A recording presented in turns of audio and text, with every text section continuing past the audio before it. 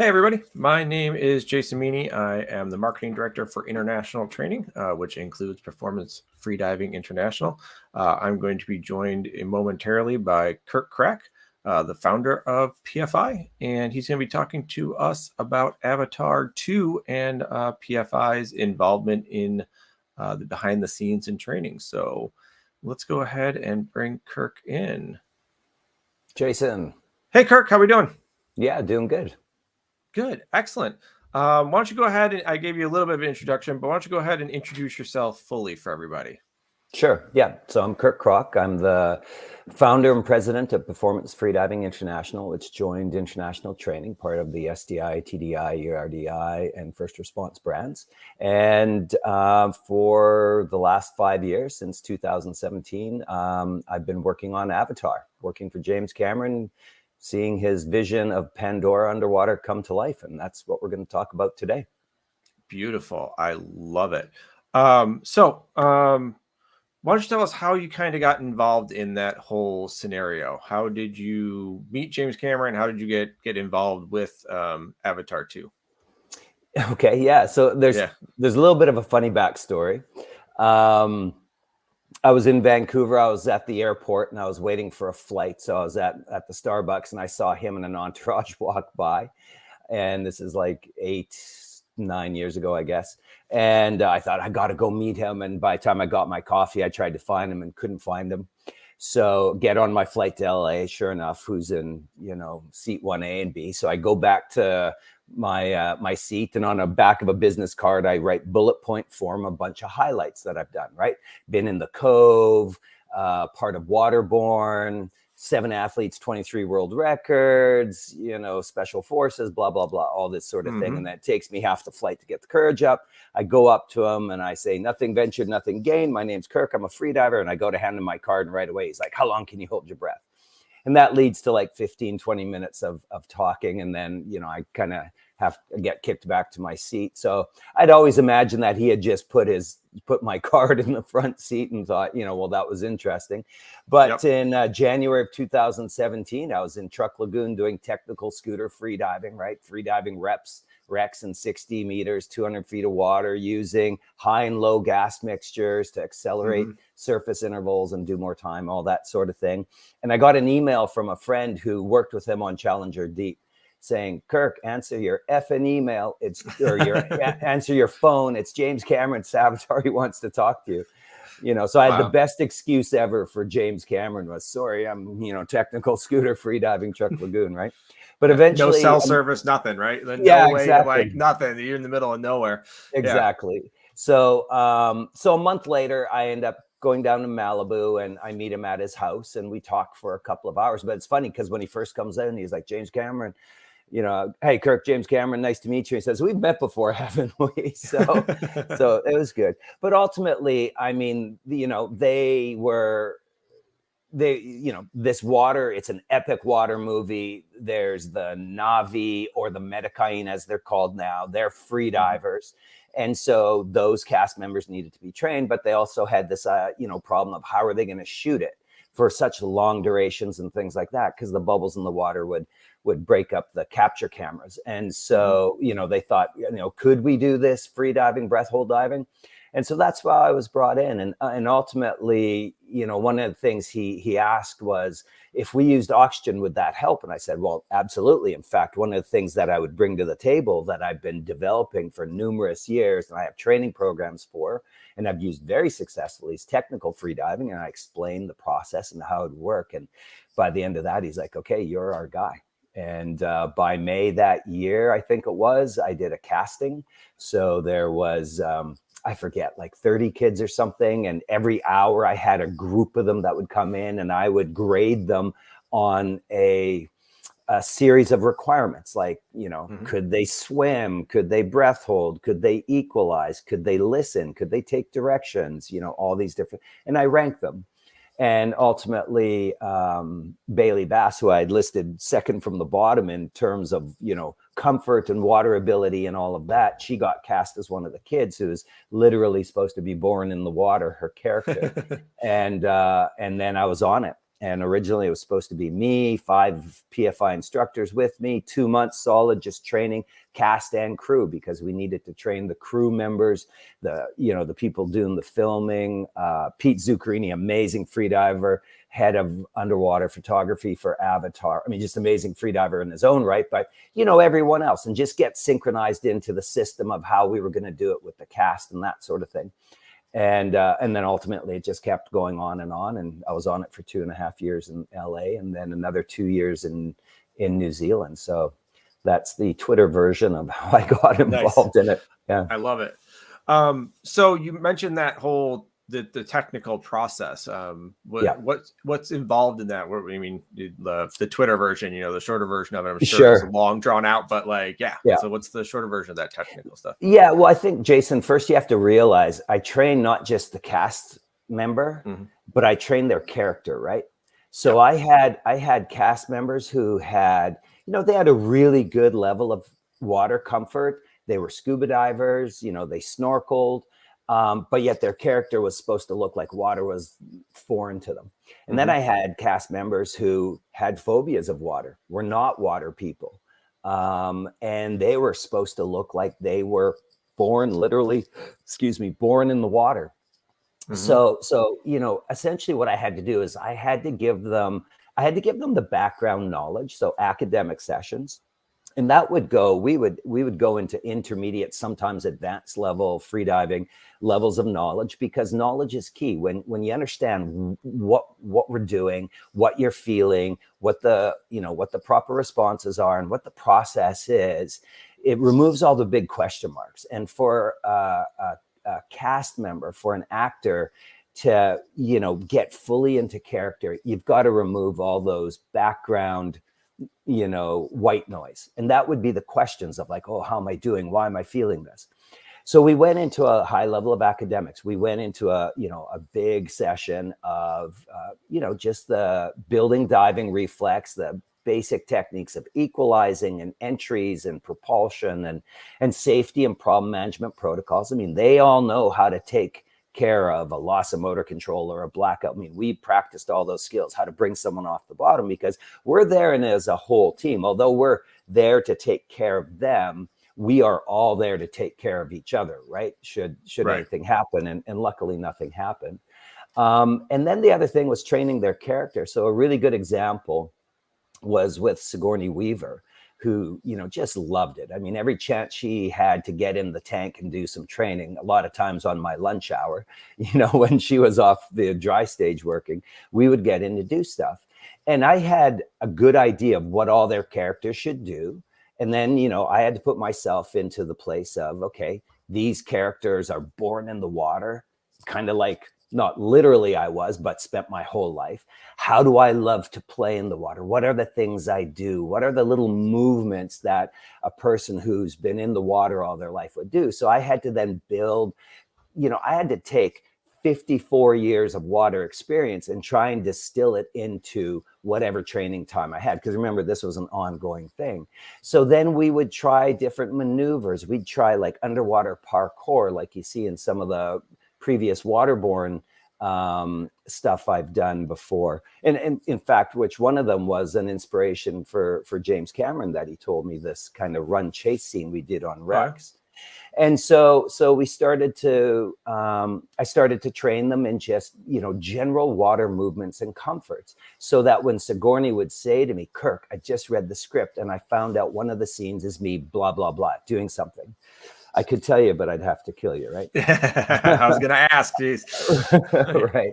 And then I'd say, that's great. That's great to know, Sigourney. So let's practice that. And we would start practicing just the procedures of how we would do it. We'd practice a whole bunch of different maneuvers and body movements in the water and that sort of thing. So my whole job was to give them a whole quiver of arrows, tools in the tool bag, in which to be able to draw from experiential components that we had done before, so that when we're on the day and James Cameron's there and he's talking, for example, to Kate Winslet, and says, Kate, you need to start on your mark. You're going to go down, blah, blah, blah, move here, move there, do this, then I can say to Kate, okay, so remember on the underwater barrels, how we would push off, kick off, and then roll and twist to the surface, just having fun. We're actually going to use that one here. Right. So that was the whole idea. Because when you got a $5 million shoot day, you want to give James Cameron and, the best tools available to him for his actors, and just so we can really see his vision come to life. Exactly. And then it was really just day to day, month to month. I mean, with Sigourney, we were training for a year, right? So now you're maintaining it, because we would shoot scenes and then we wouldn't, we'd move on to other stuff for a month or two, and then come back to Sigourney for her next set of scenes and have to practice them. So a lot of times we would have maybe a week setting up the scene, starting to perfect it from how are we going to set it up. I mean, they're building sets. So you got the whole grip department, an amazing team of grip people, Chris Trillo and Jay Pope, and a whole bunch of guys like that who are building these scenes underwater. We actually had to train them in breath hold as well, because in the middle of a scene, you had to be able to go in, change something on the set. And sometimes you didn't want those residual bubbles in the water. Yeah, because they hang out, right? They stay there. Yeah. Everyone got trained, actually, including the reference cameras, which are the guys on the outside with these cameras just doing reference footage.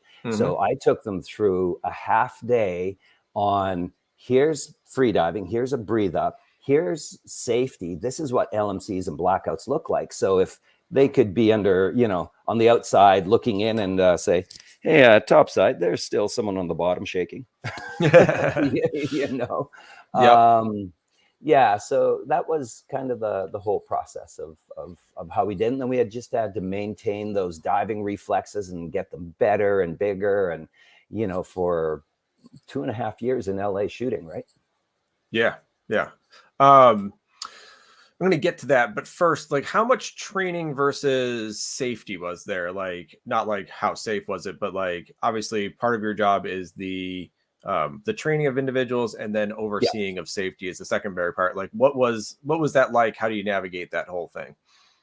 Yeah. So, I mean, initially in the training, we first start on safety, right? This is what a breath hold is. Here's what an LMC and a blackout look like. Here's how we take care of it. Let's remove that as a concern, that big question mark in the back of their mind, when they're really just trying to, focus on acting and giving emotion and bringing their character to life. So yeah, a lot of that was done in the beginning, and we always practiced it throughout. We'd always do constant refreshers, or I'd incorporate it just into a fun thing. So we'd do a fun little breath hold, and then, okay, but when you come to the surface, you're going to pretend this, right? And we kind of create these rescue scenarios. And then when it comes time for the shoot, you have to understand what would happen is, for example, we might have multiple cast members getting in at different times. So I might get in with the first cast member. I might get in with Sigourney. And while things are getting set up and they're practicing movements, I'm warming up Sigourney. So we are in the deep tank. We're doing breath holds. We're having fun. We're getting kind of our motor memory and playing with some of those tools and some of those movements and that sort of thing. And then when we're ready, we go to scene and we start, shooting the scene. And so what would happen is, again, James Cameron would say to Sigourney, Kate, Zoe, Trinity, some of the kids, that sort of thing, and say, okay, here's your movements, here's the emotion, this is what we want to feel. And then his next question is, Kirk, how are we going to do this? And so I say, well, Jim, I'm going to make them neutrally buoyant at X depth, because that's where main part of the scene goes. But I'm going to trim them head forward because it's mostly a swimming scene. So we need that, that horizontal kind of, nice trim, easy swim style. But when they go into the deep part of the tank, I'm going to hold them. But the whole time I'm safetying and going with them. So I'm not in a dotted suit. You don't see me. I mean, I'm in every scene underwater that's there, and some I double a character, right? So you'll see me, but and so then when they come on up, I do the safety for them. Or for example, we might zone coverage. I might go with them. I might start them. I might be with them, but then they peel off to the side and they might come up to one of our other instructors, like Katie Klosterman, Mike Avery. So they would then take over and take care of the surface protocol and make sure they're good and bring them back into play. And then we start the scene again. Or while that's going on, another cast member is getting prepped and ready. So Katie might take them through their warm-ups, and then we integrate them into the next shot in the next scenes. But safety was, I mean, that's first and foremost. And one of the things for bringing technical freediving in, people think that, you know, it's just to get huge bottom times. There's an advantage to it. There can be an advantage. It doesn't have to be this huge advantage, but the primary focus for technical freediving was to remove any risk of hypoxia, you know, to take that down to, you know, next to nothing. I'm not going to say there's no risk of hypoxia. So how do you do that? Yeah. So what we do is we employed either a 50% nitrox or an 80% nitrox mix. And we would choose the mix based on the character, the dynamics of the scene. What is the metabolic rate? How much work's going to be in this scene? How long do we think this scene's going to take? Some of the stuff we did was 4.5 minutes long. And we're not talking static, just face down floating. We're talking 4.5 minutes of running, fighting, jumping, you know, that sort of thing. Right. And so sometimes in those scenes, we'd pull out 80, sometimes we'd pull out 50. We had a deep end of the tank. We had to be aware of oxygen toxicity possibilities. That's why we didn't go to 100%. That was going to be my next question. Why 50 versus 80 and all that, right? Yeah. Yeah. And then the other reason why we used 50 is because it was easy to top up an 80, turn it into a 50 and not go through as much oxygen. Perfect. Because we had our own shipping container with a complete blending system in it that was James Cameron's that got sent to us. That John Garvin, who was the Marine Unit coordinator, he tore it apart and, you know, rebuilt the thing. And I think John was saying we went through almost 1,500 bottles, 80 cubic foot in LA alone of 50 or 80%. And I don't know how much air. Like on a non-shoot day, you know, the grips, the guys just used air and just piled through, you know, whatever was needed. And we had an outside contractor just bring us air bottles. But in the beginning, you know, I'd be vacuuming the tank at 6 a.m. and then sometimes 9 p.m, blending 50 and 80% until we really got rolling. And then we had a guy who would come in over the night and just blend tanks while everyone was sleeping. Yeah. Wow. That is impressive. I mean, you never would think, I mean, everybody probably thinks off the top of their head it's just breath hold, and then bringing in the technical side of things is huge. Whereas, you know, you bring in those gas blends and stuff like that, which is very, very interesting. So for the technical, primarily reduce risk of hypoxia. We do get extended breath holds, so that's an advantage. And then the other thing would be recovery, right? You know, a short day for me was 12 hours in the water. The long day was 16 hours. On one day, Chris Dennison and I, who was one of the main underwater stunt people, we did over 3.5 hours underwater. And that was on a 12-hour day, underwater breath hold time. That's crazy. In a 12-hour day, right? And that wasn't all technical. So we would, you know, you just didn't willy-nilly start using 50 or 80%.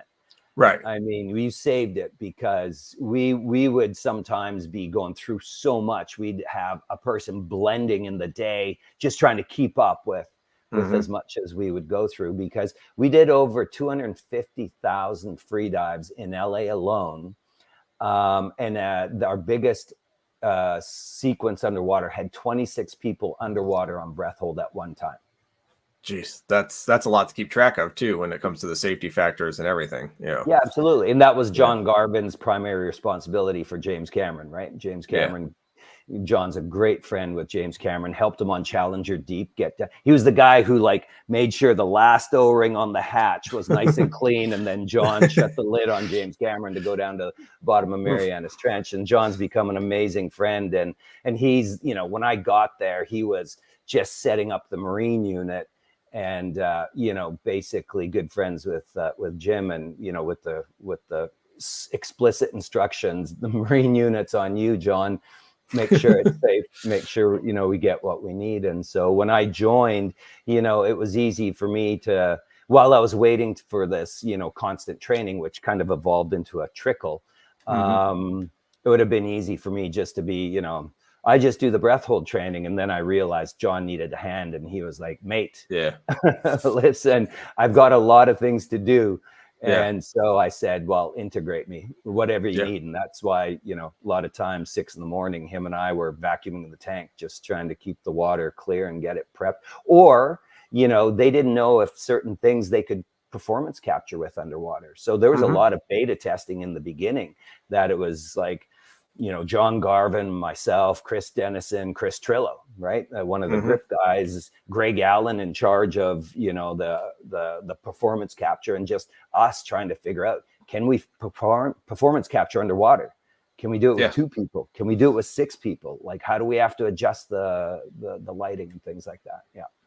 Yeah. And how complicated is that? Like trying to get the shot. I mean, you're not just freediving, you're trying to be in frame, you're trying to be in the correct lighting. How complicated is that? Well, I mean, so LA's performance capture, so it's the dots, right? So what you Yeah. get is this tank that's ringed with these cameras above and below the surface, and they've got a UV light to them, and they pick up the reflections on the dots.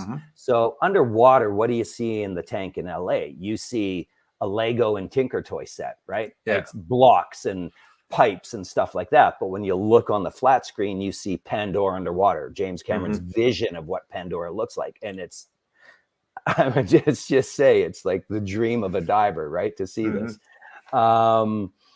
And then, you know, and then the characters, the actors doing their swim with their dotted suits. And so you see kind of, you know, their characters swimming along. So, you know, it really is an amazing process of how it all comes together. Very nice. And that was one of the things I wanted to ask you was, when I was talking about doing this interview, people were like, what was the deal with the pools? Where are the pools? Did they make the pools? Are these pools that are available? Because you mentioned a deep pool, like how are the, and then you just mentioned like the scrap capture pools. How does that, how are they made? How are they found? All that stuff. Yeah, so the pool that we see in the screen in the background, that was one in New Zealand. So we had one like that very in the beginning when I first got to LA. So we had one like that. I think they're purposely built pools that are put together from plating. They're above ground, and I think they were water reservoirs for the fracking industry or something like that. And they have a liner, and then you set them all up. But we built so we had basically one like that in LA that's still up. We had 2 we had one each year, one in Auckland, one in Wellington each year in New Zealand.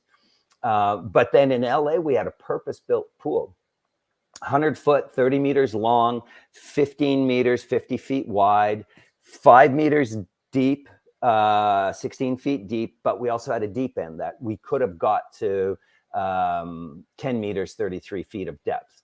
And then on the deck, we had 3 decks that would raise up and down on cables. So we could have one deck up, and we're constructing something while we're shooting on the other 2 decks. And that purpose-built pool in LA, the big one, we had these massive paddles that could create like 1.5 meters, 2 meter waves. We had 2 tugboat props in a tube that we could create current. So we'd create like a racetrack. We could create this rotating current in there. And I mean, we could get whatever we needed. We did, we could create swamps, like it was full on. And it was a big action-packed tank with lots of moving parts. We had creatures on jet evaders, moving around. I mean, mechanical underwater, propulsion devices and these things blasting all around. So a really highly dynamic, intense working environment underwater on breath hold. So you can imagine the amount of risk that was involved. But that was the great thing that John Garvin brought to it was, an overall overview of just safety and protocol. So you have to imagine when you look at a working dynamic environment like that, you've got, severity of risk and likelihood of risk. And somewhere in there, you get to this point where it's unacceptable. And so what are the risk mitigation? And that was the thing that John was really good. So John oversaw the tank, the marine unit. And then my job was, besides training, was in water, right? Besides training the cast, member and their character was when we were in the water, just making sure overall that was safe. But that was a complete team effort of everyone. So there was a number of the stunt divers that I worked with. We were the same people hand in hand, and we would interchange a lot of times, right? So when they weren't doing a stunt and in the scene, they were doing safety. So they were highly qualified. We had a number of Cirque du Soleil athletes that would come in and work with us, and so we'd train them to the point of being really competent in safety as well. Yeah. Very cool.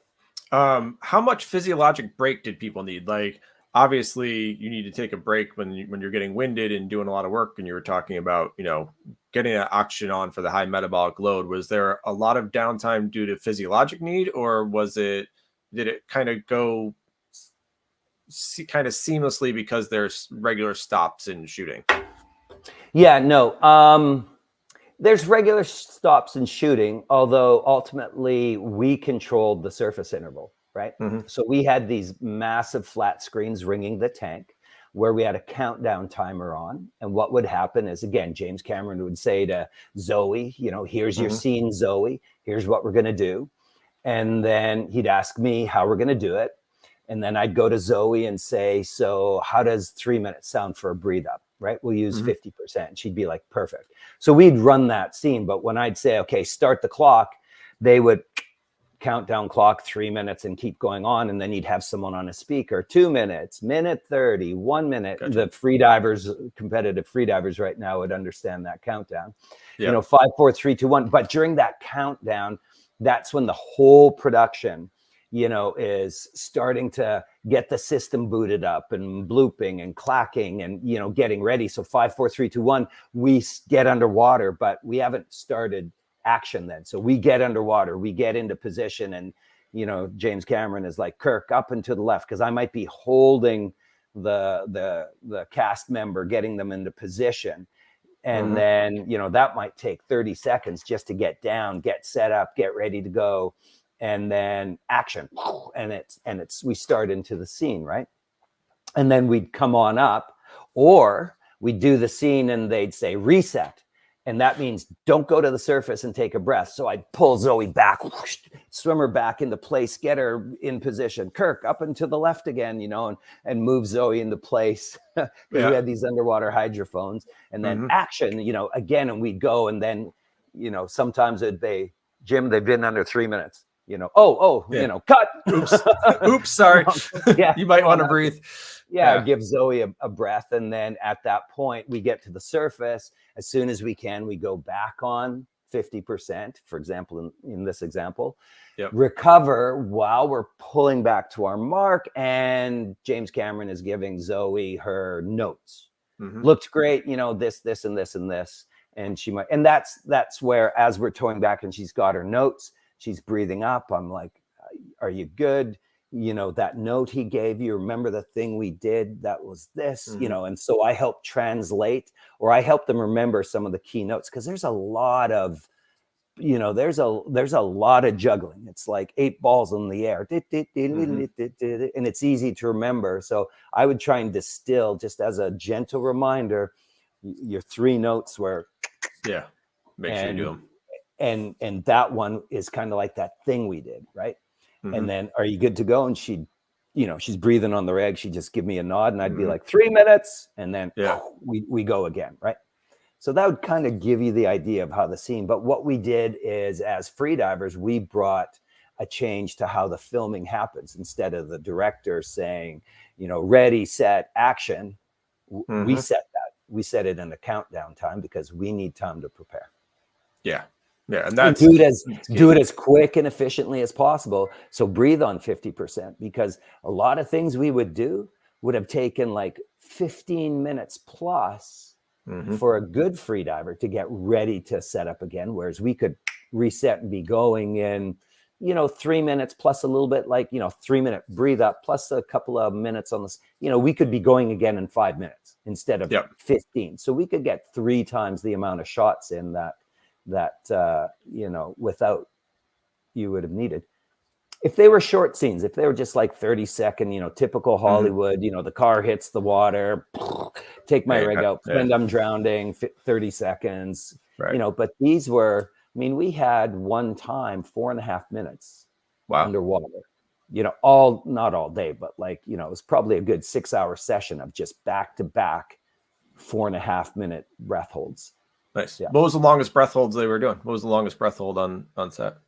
Well, so ultimately Kate Winslet has from a cast member has the best one. She did 7 minutes 14, I think is what it was. But understand that was using a 50%, right? So again, sometimes production would be like, what? She did how much? Kirk, we're not trying to set world records here. And I'm like, okay, no, I get it.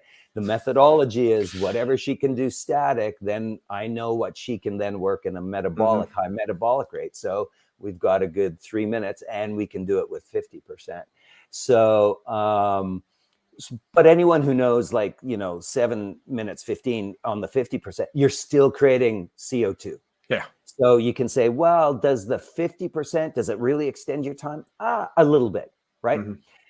It really removes the hypoxic issue because you're still metabolizing CO or oxygen. You're still creating CO2, 80% of your urge to breathe.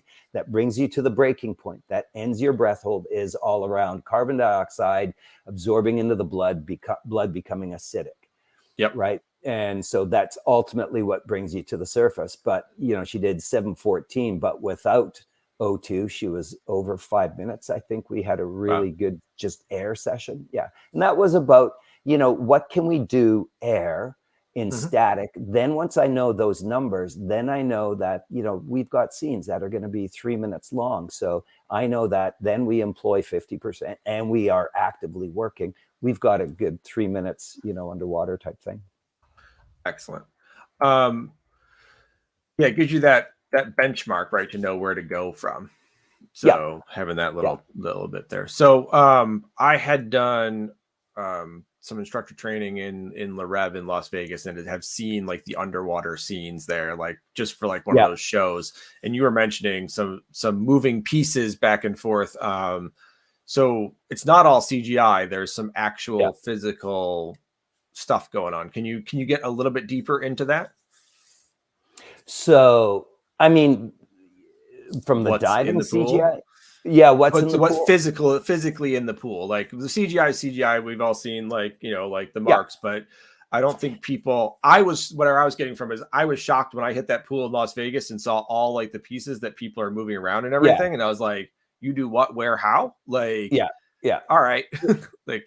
Sure. Well, first off, I want to give a shout out to Emily, Benoit, and Leia, who were our Cirque du Soleil performers who got brought in for, a short time and then ended up being on it for a long time. And they just kind of brought this dance-like quality to, you're going to see Benoit. I better be careful what I say. You're going to see some amazing things. So close. I know. I've been trying, lulling you into sleep. You'll see some really cool movements where Cirque du Soleil comes into play. But what you have to understand is in LA, we had, it's like working in a Costco warehouse, right? That's what that's what the stage feels like. And then you got this tank. And then LA was about performance capture. It was about the Medicine, which is the Navi underwater, right? Yep. Literally born in the water, spend their days. They're basically free divers, and they just spend their life and days playing and harvesting and, living around and on top of and under the water. And so that's performance capture with dots. So those sets are just literally we had the grips. Jay and Chris and the crew, they had these, Tinker toys. They had, 2-inch piping and angles and just constructing. And what you would do is you would create the set based on the computer form of what Pandora is supposed to look like. So they had this thing called a Zint. And, it was kind of like a 90-degree PVC with dots on it. And they could go to the set and touch a point on the set and then look on the screen. And they could see that on the screen that thing's off by that. So then they'd either move the set to match, or they would move the the image in the computer. So they'd move the the virtual world to it. So it looks like it's just blocks and angles and things like this. But, when there's that hand grab that Sam Worthington has to pull off of, it matches in the virtual environment is what's going on. However, when we get to New Zealand, that's about the human element, right? Yep. So in the picture you have right now, you can see Jack Champion there, who's going to be one of the main characters throughout. Great kid, just, fantastic performer. And he's the human part of this thing. So you can see him wearing his mask there. And so that is, that's stages. That's costumes, that's makeup, that's, blending what we did in LA, the virtual with the Na'vi and the human element together, right? Yep. And so there, what you'd see is kind of blue screen, but with like a real set built in, and then costume and makeup. And then, Jack then has to be looking at maybe a Na'vi character, which was shot 2 years ago in LA. And so you'd have a stunt diver, so we had people like Shelby Wilson and a bunch of others who would be the eye line for them. And what they would do is Jack would play to Shelby or Christine and the other stunt players in New Zealand. So it was really quite, just the technical achievement that Avatar is going to have is going to be really incredible, because amazing innovations of bringing this to life. And I've seen like a 5-minute sizzle reel, kind of a rendered version of it. And just, it's not real. The performance is, the action underwater, the breath hold is all that. But when you look at like Pandora rendered, and it's just, it blows you away. You are living it. And I think one of the cool things that James Cameron and John Landau and people at Disney, they invested big time in this movie to bring the reality of Avatar and Pandora to life, because this is in our reality. This isn't Marvel universe. This isn't Superman and Batman where people can fly. This happens 150 years in the future. The real physics of the world we live in applies. And so a really important thing to James Cameron was, it would have been cheaper and faster to just have some guy at Weta figuring out, well, this is what swimming underwater looks like. Right? But your human eye would look at those 1,800 movements and say, it looks pretty good. Something's just not right. You can't pick it out, but it's not right. So when we actually are underwater, breath holding to get the scene, the real physics of the world applies there. And so that was a really important thing, is that was there. And James Cameron has this idea that you can only remove the audience from the movie once. That point where you're like, give me a break. That, something doesn't look right there. You only get one time. You only get one mulligan in golf, so to speak. And so, they really invested a ton of time, effort, intellectual property, and money into making this thing come to life. And it will be the movie of a generation, and it will be the biggest diving movie of all time. We're not hanging on wires, fans in our hair, trying to make it look like we're underwater. We were underwater, and we were breath holding. And, Avatar 2 is about the Metakain, about the Na'vi in the water. It's a 60% water movie. And it's not just the Metakain, the indigenous population of Pandora. It's about the humans and the technology. James Cameron's vision of what diving technology, ROVs and submarines and all of that will look like in 150 years. So the tech divers in the audience, my God, they're just going to be out of their minds envisioning that, that future, right? So it's going to be really cool. I love it. And we're going to transition to that in 1 second, but I just had one question before we get into that sort of side of things is, from watching the previous Avatar, looking at the, seeing some of the shots, and we can show some pictures in a little bit, but there's equipment involved. They have packs. You can see the mask in this picture. Like, what was it like working with essentially props, and I'm assuming some modified diving equipment to like work while it's still a prop at the same time and matches James Cameron's vision. Like what was that like? Because Yeah. So some of it, for example, we could just use a scuba jet, put dots on it, turn it into a creature, right? Yeah. Some of it was off the shelf stuff. But I mean, you're bringing up a good point. You see Jack Champion there with that mask. That is not a just off the shelf mask. That is John Garvin's creation. He built that mask from a basic pilot valve regulator, like stripped down to nothing, and then built the skirt and the frame and the port and everything with it. And not just like mini prop, like a working good model. The vision of the thing, you know, is meant to open up the face, right? Yeah. But the vision you had, he created this skirt that could fit his son, Ben, you know, who was like 7 years old at the time, to me, right? To Jack, like it could fit any face. And it has that Avatar styling, right? The RDA styling. And so that thing became a, you know, an actual certified piece of equipment that was a prop that's specific to Avatar. And the thing is just amazing to work with. Yeah. And you know, so that was really cool. And then just other stuff we would modify where we needed it. Yeah. That's very, very cool.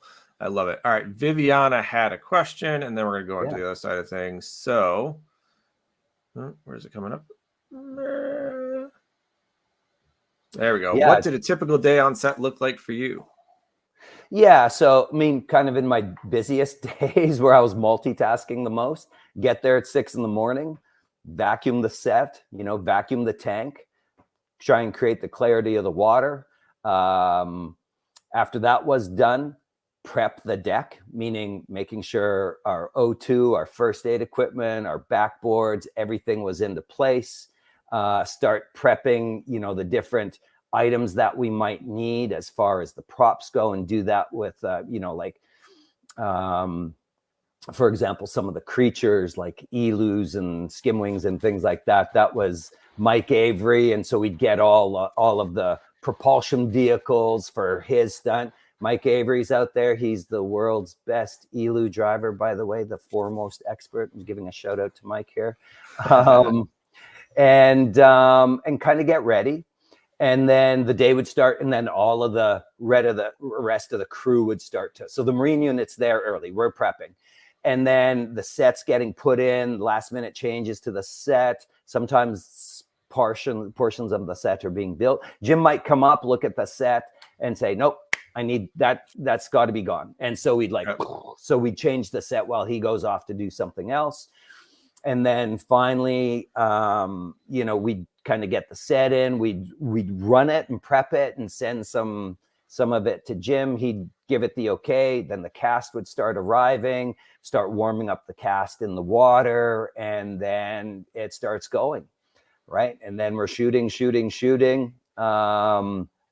On shoot days, you don't take a break. You continuous hours, you know, you're just living off of diluted Gatorades and protein and granola bars in the water. You know, the rest of the crew, the rest of the dry crew, they're just eating whenever they get a 5-minute break in between scenes. And, you know, we're just in there kind of getting the job done. So yeah, 16-hour day in the water. And then, you know, wrap. It's 9:30 at night. You already missed your flight home on the Friday night. So you're not going home that weekend. And while you're breaking down the tank, you hear, and call tomorrow is at 8 o'clock. And you're like, oh, okay, we're working Saturday too, right? But you know, you know you're doing it. You're making good money, but you're doing it because you get to contribute to James Cameron's vision. And for me personally, you know, these are movies that touch on a number of really important topics that we live in our reality right now. You know, the health of the oceans and, you know, equity and equality for different indigenous groups. And so there's those themes that are really important. And, you know, I can talk about those things to people, and hopefully I make a difference, or I can help someone like James Cameron see Avatar come to life, and I can make a magnified difference just by making sure his vision is fully realized and it's a blockbuster. And that gentle message is in the background for us all to realize. So, ultimately that's kind of what our day looked like, and that's why we do it. And then after your 16-hour day, the last thing you want to do is go have a shower, but you get back to your hotel and you've just peed on yourself all day in your wetsuit, right? Of course. So last thing you want to do is have a shower, and you have a shower, and then you start taking care of yourself with antifungal tea tree oils and things like that in the ears, between the toes, and all the other nooks and crannies on your body to make sure the funguses and the mushrooms don't grow on you, because you've just spent 80 hours in the water that week. Yep. And wounds don't heal, and all sorts of wounds don't heal. Yeah, absolutely. Yeah, it's a lot of time in the water. It's a lot of time being wet. So and do that for 5 years, right? 2.5 years full time, right? Exactly.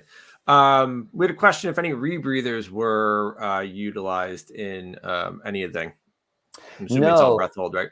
It was all breath hold, and rebreathers were maybe thought of. Could we do rebreathers because we need to remove the bubbles, and therefore like the shooting would be on rebreathers and grip work and stuff like that. And ultimately it was realized that the complexity, and they don't work as good in shallow water, and breaking them down and all that. And you have to follow ascent rates and all that, that it was just easier for us we could do the equivalent of what was needed on breath hold and be faster and move through the water from a following the filming action point of view. So rebreathers would have been a good idea, but ultimately technical freediving, replaced freedive training, and technical freediving, did the job equivalent and even greater than what rebreathers could have done. Cool. There's another comment here that kind of leads into one of the two routes that I wanted to go, and we'll come back to the second route is, does PFI offer the technical dive training utilized in making Avatar 2? And the addition to that is, where do we possibly see training going from this aspect, not just technical, but all through everything? Yeah, so we do have a technical freediving training program. We have standards and procedures. We have insurance policies that cover it. We have certifications. It's broken down into an academics portion, learning what the advantages, the disadvantages, the hazards. We go on the assumption that, these are freedivers who aren't even scuba divers. So we have to teach them about scuba equipment. We have to teach them about the risks of breathing compressed gases underwater, understanding that technical freediving is a surface breathing, not an underwater breathing component, because we might have non-scuba divers. And then we go through either a dry training experience or a pool training experience with it. And then we have a number of dives that we do. Yeah. So in one day, you can certify in technical freediving, and it gives you all the knowledge and the best routes of how you use it, gas mixture selections, that sort of thing. Excellent. I love it. And then the second half of that question essentially was, you and I were joking in the green room earlier, but talking about, Finding Nemo had a massive effect on the aquarium industry. Yeah. People were all about going and getting fish tanks. And we've seen other movies that have created this like drive to do certain things. I'm sure that with Top Gun right now, everybody wants to be a fighter pilot. You can only assume that something like that is going to happen here. So what are your thoughts on that? Where do you think things are going to go? Well, you're completely right, Jason. Avatar 2 and the follow-up movies every 2 years, which have water components. When I met We're going to get him, there. That's my next one. Don't steal my thunder. Stay in the question. Okay, fair enough. It has Avatar 2, in my opinion, will bring in the third renaissance of diving. It'll be the third renaissance. Our first one was in Sea Hunt Lloyd Bridges days, Jacques Cousteau and that sort of thing. And then in the 80s to 90s, we had color and innovations in equipment and women's sizing and women's wetsuits and things like that. And I think what Avatar will do, and recently in diving, and then we have free diving being a huge thing and technical diving maturing to being the exciting component. What we have with Avatar will be a new awareness of the oceans and people wanting to engage in diving and being in the water and being Avatar, living the Avatar way of water life, right? You'll have kids going, I mean this figuratively, not literally, but you'll have kids going to Walmart to buy their mask fins and their Metakain mask fins and snorkel. I'd rather they go to their local dive shop and grab the mask fins and snorkel that are Metakain exclusive. And so, yeah, we have this opportunity for diving and the water to be the most significant thing. And every 2 years, it gets tickled with the next one. So I hope as an industry, we really look at the opportunity that Avatar, James Cameron are affording us to really nurture what should be, first off, a long-term understanding and care for the oceans and the environment. I mean, hopefully this is the fuel on the fire that really has us look at the significant pressures from diversity loss to plastics to pollution to overfishing. You know, it's the tragedy of the commons right now. And hopefully we start to look at the oceans in that way, because it's the lifeblood of our planet. I mean, you know, 70% of the world's population gets its main source of protein from the ocean. 1 out of every 2 breaths you take, you owe to the top 15 feet, 5 meters of the ocean. It is so integral in our land day-to-day living. And yet the tragedy of the commons say we just like, I'm getting mine before, you know, anyone else gets theirs. And we're absolutely raping and pillaging and not harvesting and being a good steward of it. So that's what I hope Avatar does for us, is raises that awareness at the same time as offers us this opportunity within the diving industries of recreational scuba, technical diving, and free diving to really enjoy kind of the benefits of it. Yeah, and I think that there's been a lot of conversation throughout, you know, with the renaissances and all that, of like how to get into scuba diving, and everybody kind of has an answer to that. But I think one of the questions that's going to come out that we can answer right now is, what does it take to start free diving? Because divers that are watching this, scuba divers, are going to want to know how to start free diving, and people who have no water experience, their first foray going through this route would be going into that free diving realm, and there's less barrier to entry with free diving. So what's required to really start? Yeah, I mean, absolutely. I mean, free diving, it's like snorkeling. So it's kind of starts with snorkeling, right? You know, simple mask fins and snorkel, enjoying the top 5 meters, mostly surfacing, just swimming with mask fins and snorkel, just keeping a constant eye and look at what's down there, and knowing how to do it effectively, efficiently, have fun. Most importantly, being safe about it is the key.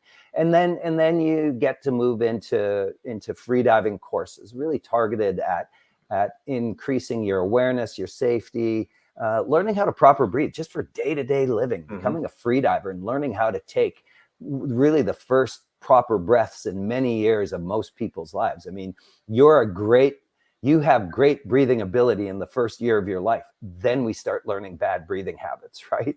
So just learning how to breathe again. And this is something I've been doing for over 20 years, promoting the idea of like, learn to free dive just to become better at breathing and get all of those benefits that you know it offers. And so what people have to realize is that free diving is more than just like, oh, I hold my breath and I go down. There's a lot of safety implications with it. And when you know how to work in a buddy team, how to employ direct supervision, how to breathe properly, all of these things, that's where the safety comes into play, the enjoyment of it comes into play, the technique and all of that. So, you know, just taking a simple kind of 2-day to 4-day course is a lot of fun, like a free diver to an intermediate free diver level. I mean, if you're already a scuba diver, or if you already free dive a little bit, but have never taken a course, then I'd say go into the intermediate program and, you know, end up doing dives into the 40, 130 foot range, or at least a minimum 25 meters, 80 foot range. Right. And then if you've really just been a snorkeler, you want to be in that 2-day free diver program where you're learning to maximum about 20 meters, 70 feet-ish. But really just kind of trying to have fun and minimum being able to do 10 meters, 33 feet, which is pretty simple and straightforward in a 2-day program to And not just get touch and go, get down there and have some fun, right? Get down there 33 feet, 10 meters, hang out there for a minute, take pictures, selectively harvest a fish. Just enjoy it for what it is. There's lots of different things you can do. And like, I'll post 100%. Up the link because you mentioned a lot of things. There's a lot of moving pieces there and people will have questions. So I'll put a link to like all those courses you referenced and all the different curriculums there, including there's even mermaid classes and stuff like that. So like, basically whatever you're looking for, there's lots of different routes and it's a little bit lower entry requirement than like a scuba classes. So, or a lot less, entry level type stuff. So, question we haven't gotten to yet that we need to get to, and then I'm going to show some pictures, is what do you know about where Avatar is going? There's more movies, there's more things. What do you know? I'm under an NDA that's that thick, right? So let's see, how can I answer this?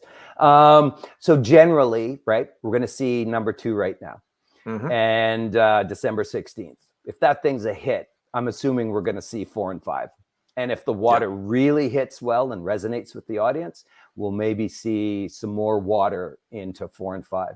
But I when I interviewed with Jim, he told me that Avatar 2 is 60% water, 3 is 30%, and 4 and 5 are 15%.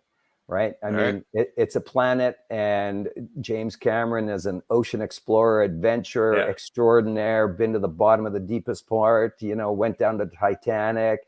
He's a scuba diver and he's a free diver. He considers himself a free diver first and scuba diver second. I mean, the guy's got an amazing breath hold of, 5 minutes and more himself, right?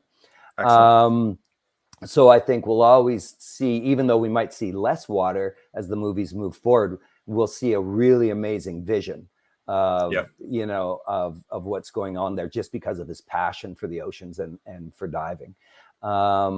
So, I mean, that's the best and most I can really tell you. That's fine. Yeah. So can you tell us the end of the movie? Yes. Right. Exactly. All right. So what I'm going to do is I'm going to throw some pictures up here. The ones that you guys supplied to us that came with like the media packet. So any info you can give, because I know that everybody's kind of wants to see. I'll give you some context with it. Yeah. Beautiful. So I'm gonna... so this is go back to that last one. Did it give us a or will we get to that one? We'll get to the one with the pool. Okay. And you guys. Yeah. That's the last one. Yep. So this is amazing.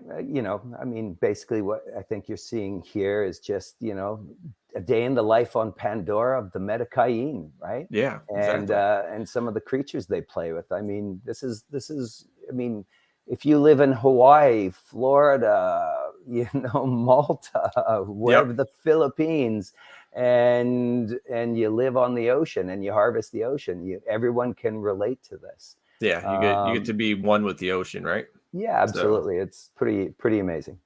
Yep. All right. So, what's it doing? There we go. Beautiful. Yeah. Right, so that's James Cameron and Sam Worthington, and so this is a dry stage. So that's kind of the leotards with the dots they have, and he wears a helmet that has a GoPro that comes down in front. You can see on the face he has dots on his face, it's called performance capture, right? And it's meant to give the emotion in the performance to translate to the avatar or the character on the screen. So obviously a lighthearted moment. Something's gone well there. Good. Well is always good, right? Yeah. All right. So this is what you were referring to before, right? Yeah. So on the right, you see Pete Zuccarini. I actually worked with Pete when I had my dive tech in the Cayman Islands, 25 years ago. He was doing a commercial for a bank, and Dan Hodgins and I, my partner in dive tech, we helped him with this shoot with turtles. So that's the first time I met Pete, and I worked with him on Suicide Squad as well. So I mean, he's nice. Like in the industry, he's the guy.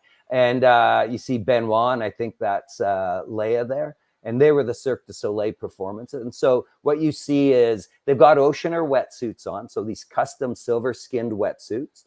And you can see the performance dots on them. They don't have face gear because they're the stunt doubles. But, what you see is whatever we had the Cirque du Soleil performers come in to do, right? To really kind way of to tiptoe around that. I was right? impressed there. I thought you were going to slip again, but good job. Because the amazing thing is they are sometimes not just being a metakayin, right? Mm-hmm. A Navi underwater. Sometimes they're a creature. Mm-hmm. And so you want this gracefulness of what a Cirque du Soleil underwater performer can do, right? Synchronized. They're professional synchronized swimmers. At really high competitive levels professionally is what they do. Very cool. All right, let's see what's next here. What else we got? All right, that's just general behind the scenes there. Not so much water stuff, but Sigourney, Yep. Had a lot of Sigourney and I had a lot of time in water together. A lot of fun times. Just amazing lady all around. Yeah, and that's Jack Champion. So he's the human element in that, and great kid, hard worker, and did some really amazing free dive stuff. Yeah, and were these dry sets anywhere close to you guys, or were these completely separate? You guys were on a couple stages over. Yeah, right? So that's that separation there. Yeah, we'd be in one stage with our big purpose-built tank, and 50 steps away was the other stages. Yeah, and then this is dry also, right? Yeah, Jim just working on some RDA, right? I forget what RDA stands for, but it's the human element on Pandora, exploiting Pandora. So this isn't necessarily aquatic, even though it's on that blue screen, but that's a similar blue screen what you were talking about before, right? But it gives you a realism of the sets that come into play, right? Yeah. And the attention to detail, and we would see that in the water as well. Yeah, and we're coming back to the water ones too. Pretty amazing. And the thing, just to touch on Jim for a second, James Cameron. I mean, people will say, what's it like to work with him? Well, the guy's amazing, right? I mean, 2 movies in my life that made the biggest impression on me was the first Star Wars and The Abyss. And when I saw The Abyss, it was at that point, how deep and how long can I stay? So in 20 plus years ago, I was doing mixed gas. People know me as a freediver, but I was a trimix instructor trainer at one point as well in the Cayman Islands, teaching people mixed gas work. I was doing 175, 550 plus foot dives, 6.5 hours decompression. And so it's there's a lot of stuff behind that. But when you work with James Cameron, you get to hear all these amazing stories. Like he would tell us, we'd have these times when something's rendering and he doesn't have anywhere else to go. And we'd get him for 30 minutes where nothing's going on. And he'd be like, hey, Kirk, did I tell you about the time on The Abyss when I ran out of air and had to take my helmet off and, walk across the stage to get to, just some of the things you got to hear from his lifelong career of being an underwater adventurer and doing the stuff he was done was amazing. But, you have to imagine he's Picasso, he's Dali, he's Monet, he's Michelangelo of the film world, right? And he knows the masterpiece of art he wants to paint. He can see it. He knows the story behind this masterpiece of art, but he's got to do it through 1,500 people. He never gets to hold a brush. Someone has to hold a brush sometimes and paint the stroke and put the colors together. And so, you can imagine trying to work and see your vision come to life. And he's a master of it. And it's just incredible sitting back watching, Michelangelo do his thing, right? Yeah, definitely. So this is Jack Champion in the water. And that's that special mask. That's that mask that John Garvin designed for it. And I just can't say enough. The mask is so awesome. He did just a smoking job on it. Yeah. So is that going to be produced in some way, shape, or form, or is that just a one-off for the movie? It should be, right? Yeah. OTS should definitely, lease, license, steal, whatever that design, because the thing is awesome. And really, it's meant to open up the face. But here's the thing I like, I've done a lot of, I've done soft commercial diving work in the past and Kirby Morgan band masks and OTS masks and all that. And this thing, the amount of vision you have all around, just being able to look is just absolutely incredible. Yeah, it looks really low volume, low profile. So that's pretty neat. That's very cool. Let's see if the next one loads up. There we go. That's pretty cool scene.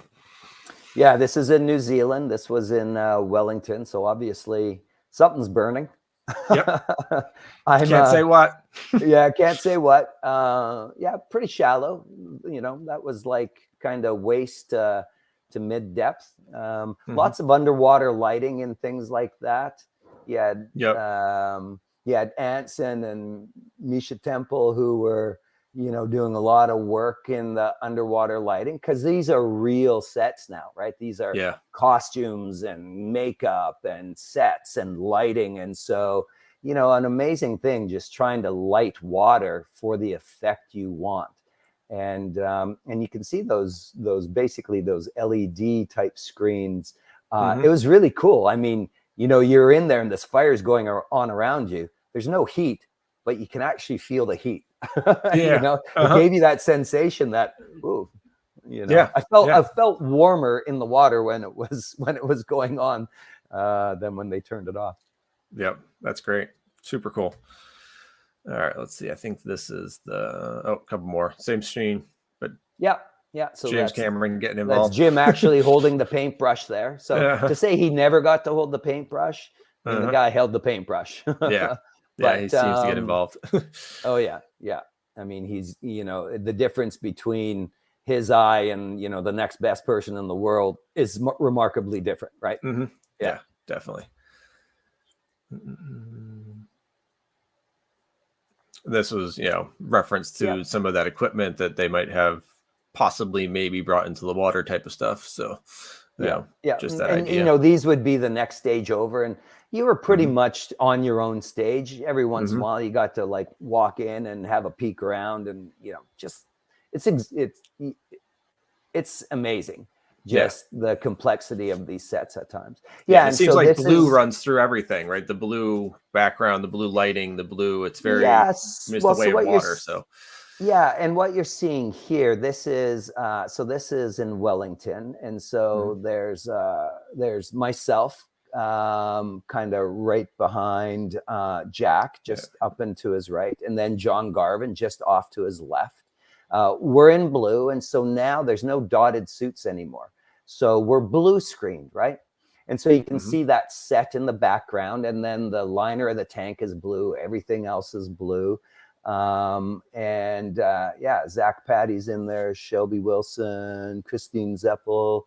I mean, there's a whole team that's making Jack's safety and his performance and stuff come to life, and obviously something submerged in the background there. So something, and then you got the lighting that Anson and Misha have got that thing going with, and so it becomes a huge thing.